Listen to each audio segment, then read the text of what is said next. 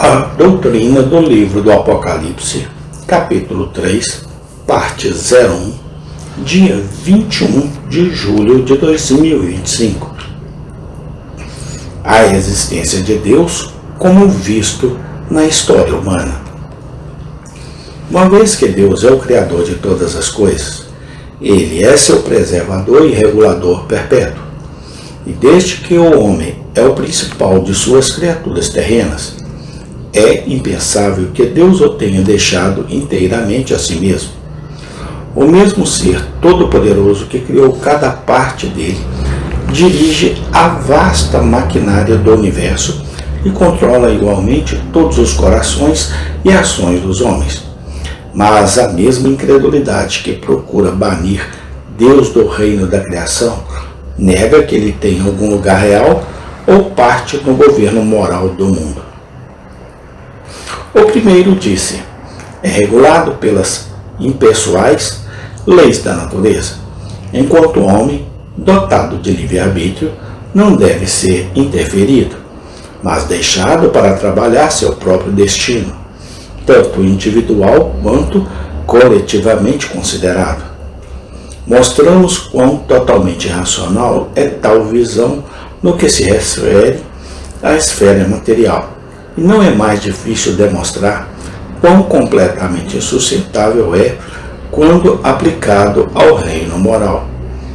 Os fatos palpáveis da observação a refutam. Os assuntos de cada indivíduo, a história de cada nação, o curso geral dos eventos humanos, todos trazem evidências de um poder superior superintencionando o mesmo. Ao ler a história, a maioria das pessoas se contenta com o simples conhecimento de seus fatos relevantes, sem tentar rastrear suas causas ou verificar a conexão dos eventos. Em sua maioria, eles não vão além dos motivos, desígnios e tendências da natureza humana. Eles não percebem que existe uma filosofia de história. Eles não chegam à percepção de que o Deus vivo tem domínio absoluto sobre esta cena, que em meio a toda a confusão das vontades e interesses humanos, toda a malícia e maldade de Satanás e seus agentes, o Senhor Deus Onipotente reina, não apenas no céu, mas sobre esta terra, moldando todos os seus negócios, direcionando todas as coisas para a realização de seu propósito eterno. Como a leitura da história humana é feita tão superficialmente, e poucos têm mais do que um conhecimento geral de seu caráter. Nossa atual linha de argumentação pode não ser tão patente ou tão poderosa para alguns. No entanto, deve ser mais ou menos óbvio para qualquer pessoa de inteligência comum que no decorrer dos séculos há marcas claras de um poder dominante e presidente acima do humano. Como não pode haver efeito sem causa prévia, lei sem legislador, tampouco os eventos acontecem fortuitamente. Qualquer estudante atencioso da história é obrigado a concluir que seus registros são algo mais do que uma série de incidentes desconexos e sem propósito. Eles evidenciam a execução de um plano. É verdade que suas rodas muitas vezes parecem se mover lentamente, e não raramente com propósitos opostos. No entanto, a sequência mostra que eles funcionam com certeza, e na combinação de eventos que levam a algum grande fim, que os trabalhos da divina providência aparecem mais claramente. Assim como percebemos a sabedoria do Criador ao adequar tão admiravelmente cada membro do corpo humano para desempenhar suas funções designadas. Assim podemos discernir a mão do governante moral deste mundo na adaptação de meios apropriados para a realização de seus fins, na adequação dos instrumentos que ele selecionou para isso. Ao fazer cada ator humano desempenhar seu papel, cada indivíduo contribui com sua cota para produzir o efeito desejado.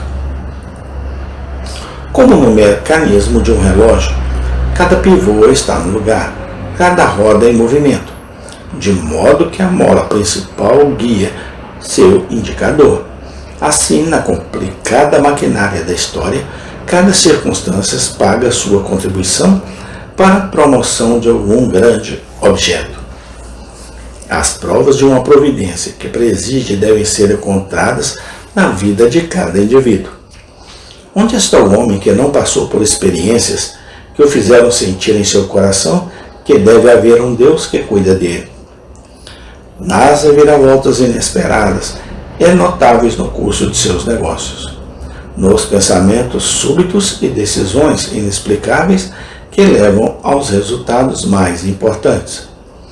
Em suas fugas de perigo grave, ele tem evidências de um poder superior em ação.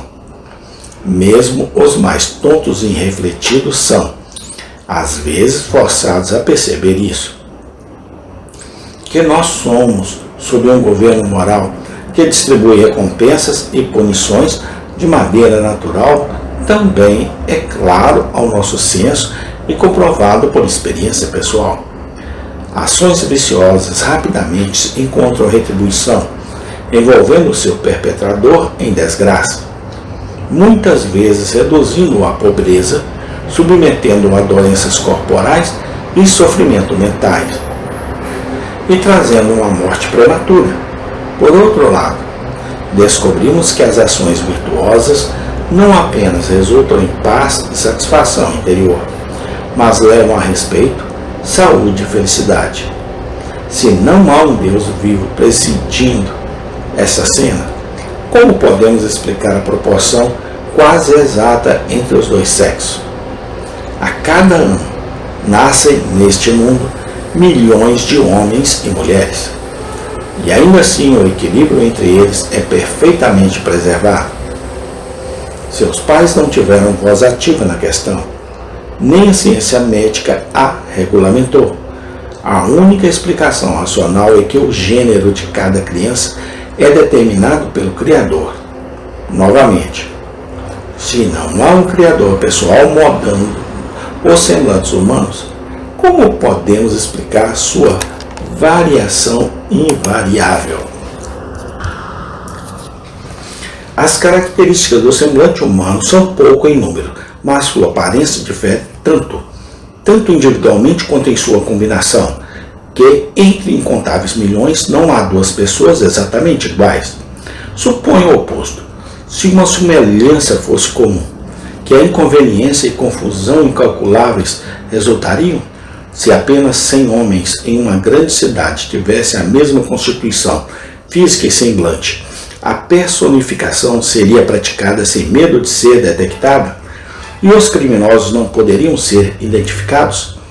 Tais diferenças infinitas entre aqueles descendentes de pais comuns devem ter o Todo-Poderoso como seu autor, que o Uno de cima regula todos os assuntos humanos e demonstrado em todos os nossos lados.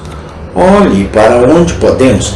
Nos casos mencionados acima, o indivíduo é inteiramente passivo, pois não é por decisão sua que ele nasce, homem ou mulher, preto ou branco, gigante ou anão.